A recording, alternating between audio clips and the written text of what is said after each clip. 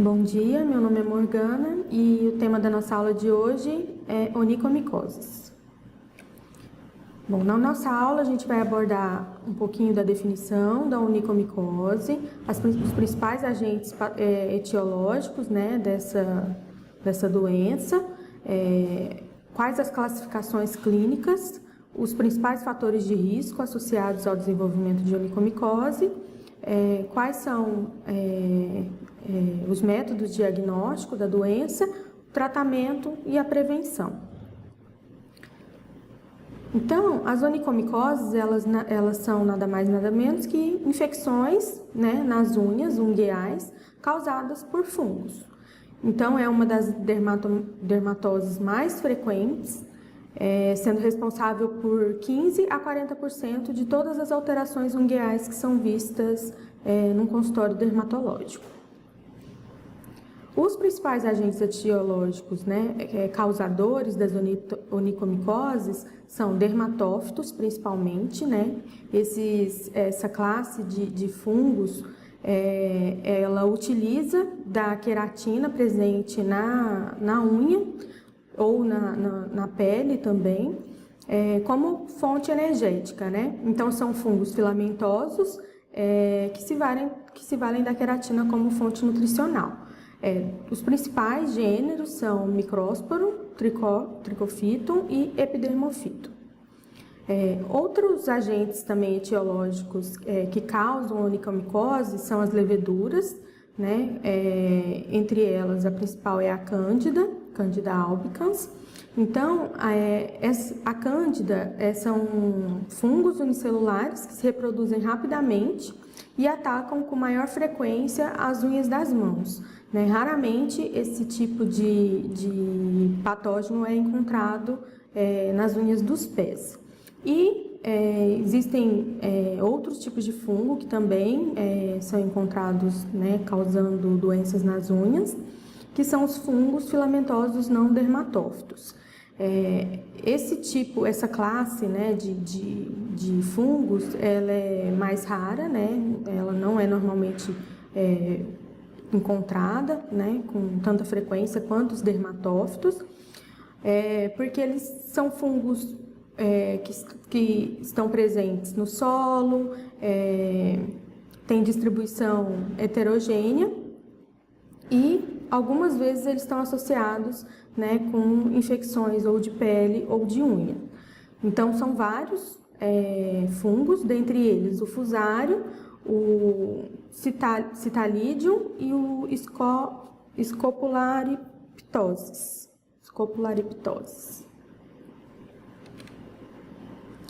Então, existem algumas classificações clínicas, né, da doença, né, da onicomicose, e para fazer essa classificação a gente precisa então saber um pouquinho sobre a anatomia das unhas, né? Então, aqui a gente pode ver que a unha ela é dividida, né, entre a lúnula, que é a parte mais proximal da unha, né?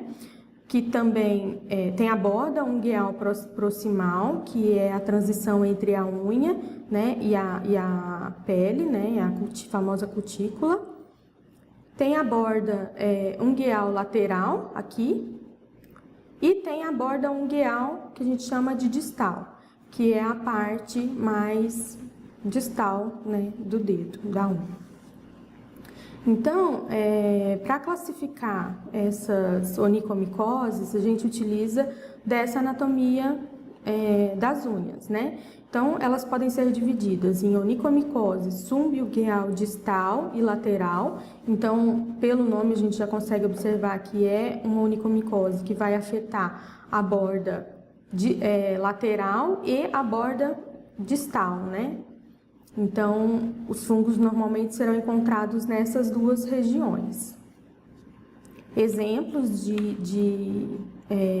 dessa classificação clínica, a gente pode ver aqui que a borda distal e as bordas laterais, elas estão afetadas nessas duas imagens, aqui, aqui e aqui, né? E a borda proximal, ela está preservada.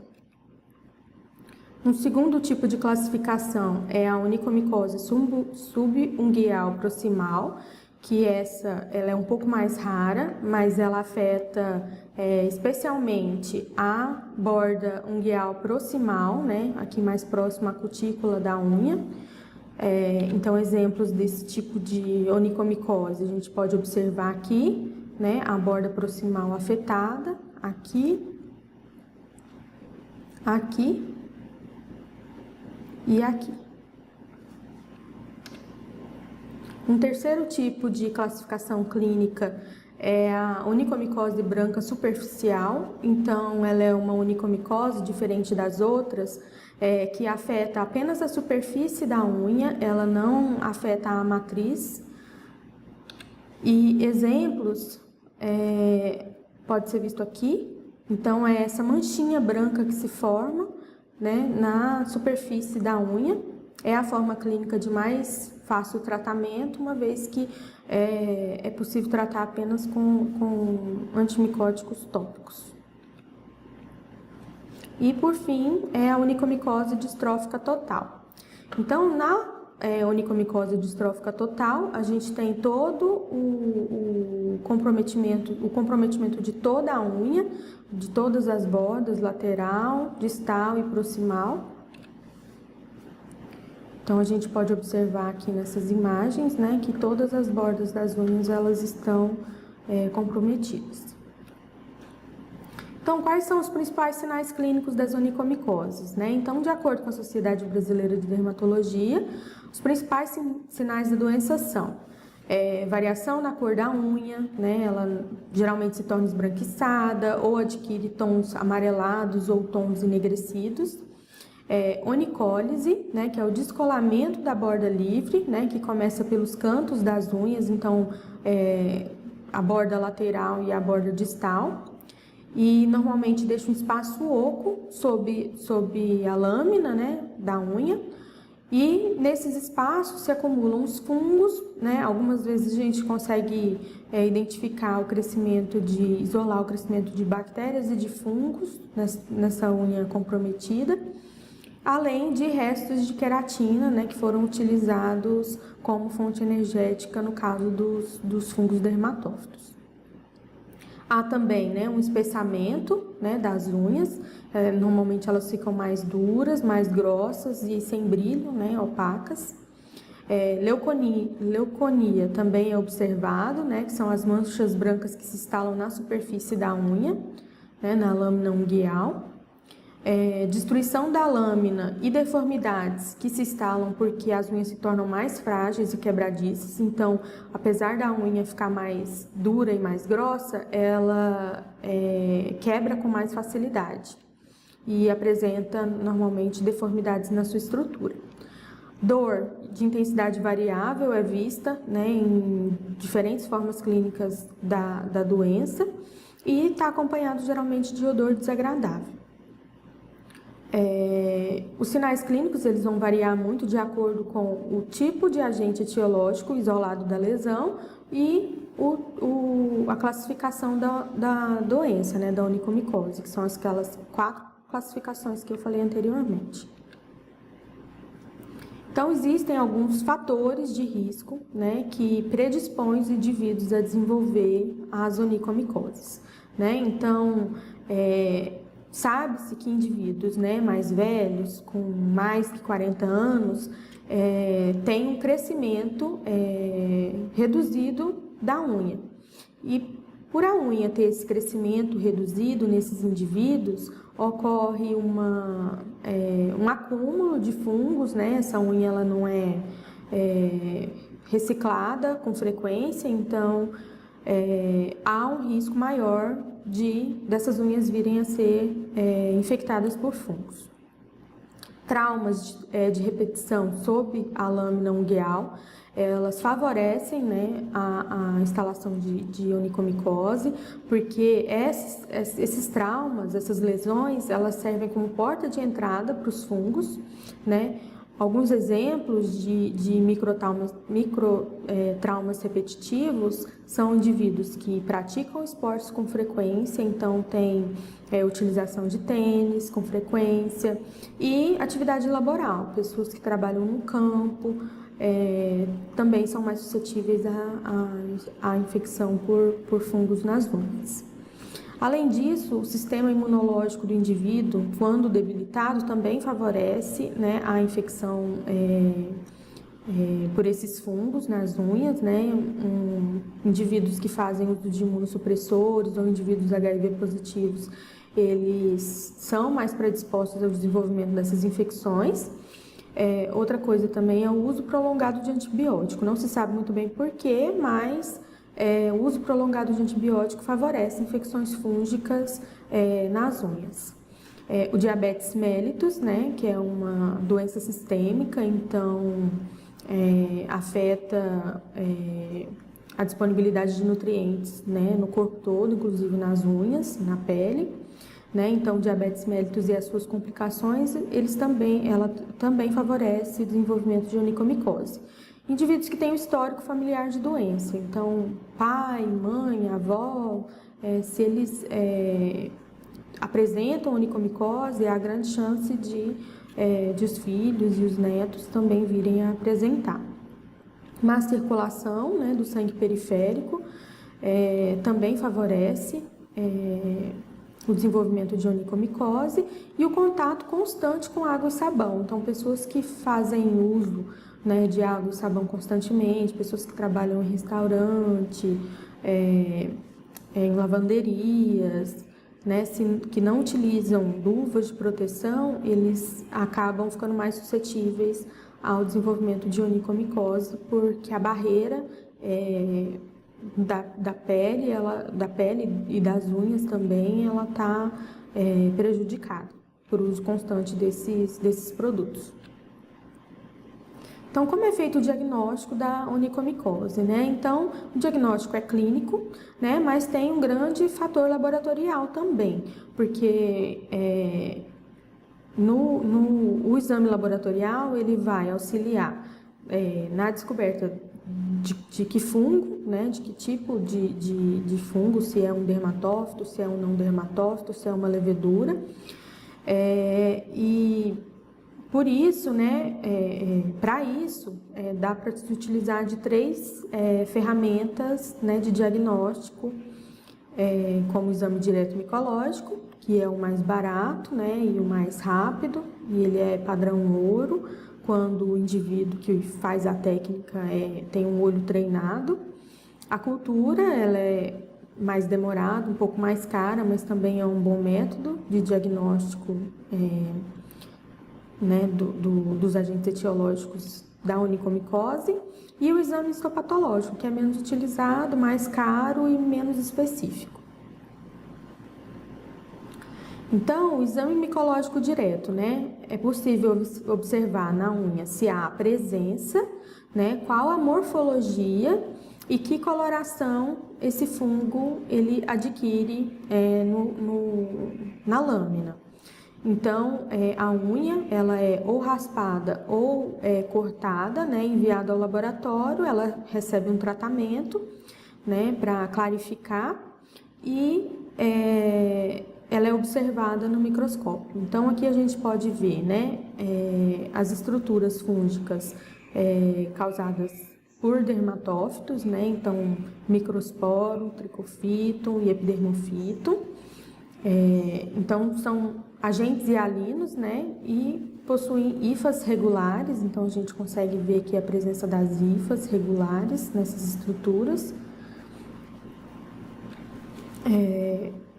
A cândida, né? A cândida, como a gente já falei anteriormente, ela não é tão frequente, mas é um importante agente etiológico e ela é caracterizada por leveduras ovaladas, né, com pseudofilamentos não pigmentados dispostas em acúmulo. Então, a gente consegue ver no exame direto, né, as leveduras aqui dispostas em acúmulo, né? Então, são várias leveduras juntas, né? E as pseudo-hifas não pigmentadas. Além disso, tem os fungos miceliais não dermatófitos, né? Que a gente consegue ver aqui, por exemplo, o fusário, o citalídeo. Então a gente consegue, eles são caracterizados, né, por pseudo-hifas ou hifas tortuosos irregulares com ou sem conídeos, né? Lembrando que esses são alguns exemplos, né, de fungos miceliais não dermatófitos causadores de onicomicose, mas como eles são encontrados no ambiente regularmente, são várias as espécies e vários os gêneros que podem causar onicomicose, né? Esses são os exemplos mais comuns, né? E, inclusive, aspergillus também é um fungo importante dessa classe. Então, outro método utilizado para o diagnóstico laboratorial das onicomicoses é a cultura. Então, essa unha que foi coletada no consultório dermatológico, que foi encaminhada ao laboratório, ela vai ser cultivada em diferentes meios para cultivo, né? Então, pode-se cultivar no meio saburô, né? Saburô simples, saburô com cicloheximida, saburô com clorafenicol, agar batata, agar fubá, agar arroz e lacrimel. Então, aqui eu trouxe a morfologia da colônia, né, de alguns fungos causadores de onicomicose, por exemplo, o fusário, né? Então, a gente consegue ver aqui o aspecto da colônia desse fungo. O citalídeo, né, que tem uma cor um pouco mais enegrecida. A cândida, que tem aquela colônia cremosa por se tratar de levedura, né? E o microsporo, né, que tem essa morfologia aqui algodonosa. E, por fim, né, o terceiro e último exame laboratorial utilizado para o diagnóstico laboratorial de onicomicose é o exame histopatológico. Então, aqui a gente consegue ver as hifas presentes, né, na unha, pela coloração de paz, né, ou pela coloração de grocô, que cora as leveduras, né, as estruturas fúngicas em marrom, né, pela incorporação da prata. Então aqui, né, tanto nas duas imagens, né, nas 6 imagens, tanto usando paz quanto utilizando grocô, né, os principais fungos que são observados são os dermatófitos. E o tratamento, né, das onicomicoses? O tratamento ele é extremamente difícil, porque existe uma baixa aderência devido ao tempo, né, que é gasto no tratamento dessas infecções.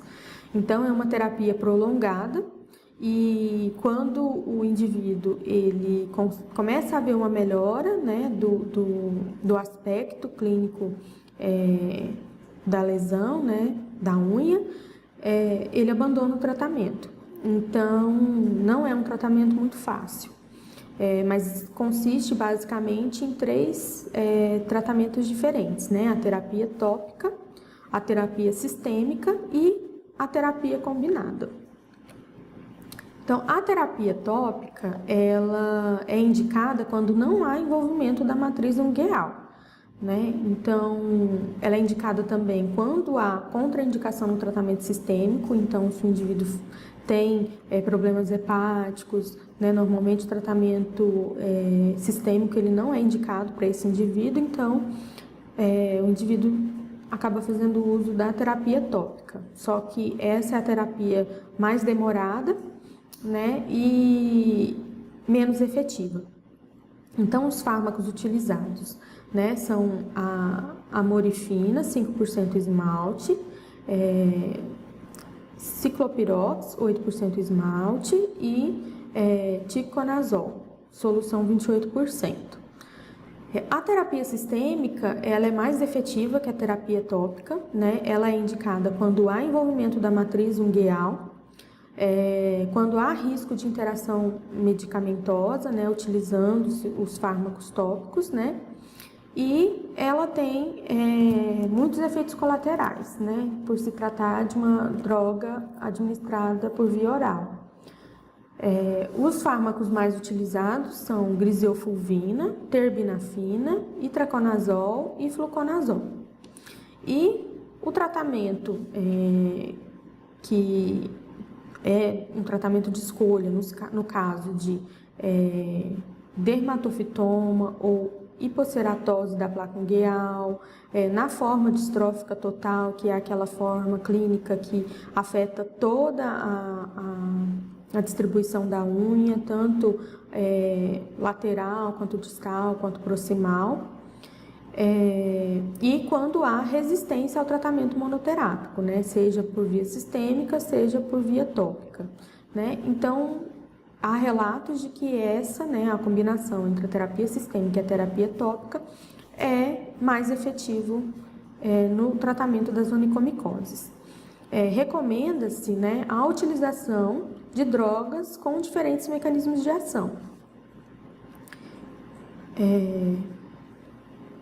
Nossa, apagou. Mas eu tinha aqui um quadro que falava das possíveis drogas que são utilizadas na terapia combinada, né? Então, quais são as drogas sistêmicas e as drogas tópicas que podem ser combinadas porque possuem diferentes mecanismos de ação? Mas infelizmente não apareceu. Bom, então, uma vez que o tratamento das onicomicoses é difícil, né, prolongado, tem efeito colateral, então a prevenção é a melhor, né, é a melhor escolha.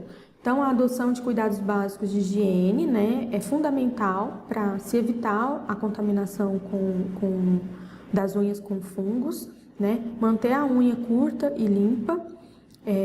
Essa medida evita o acúmulo de resíduos que podem favorecer a proliferação dos fungos, né? Então, unha comprida normalmente predispõe ao acúmulo de resíduos diversos, né? Embaixo da unha. E esse acúmulo favorece, né, a multiplicação de fungos, até mesmo de bactérias. Os dedos, né, os maiores dedos dos pés são mais vulneráveis a infecções fúngicas, principalmente indivíduos que fazem uso de sapato fechado constantemente. Em caso de suspeita de infecção, né, o ideal é procurar um especialista para orientar quanto ao melhor tratamento, né, e para fazer o diagnóstico eficaz da forma clínica e para avaliar se o tratamento sistêmico ele é indicado ou não, né, visto que alguns indivíduos não podem utilizar o tratamento sistêmico.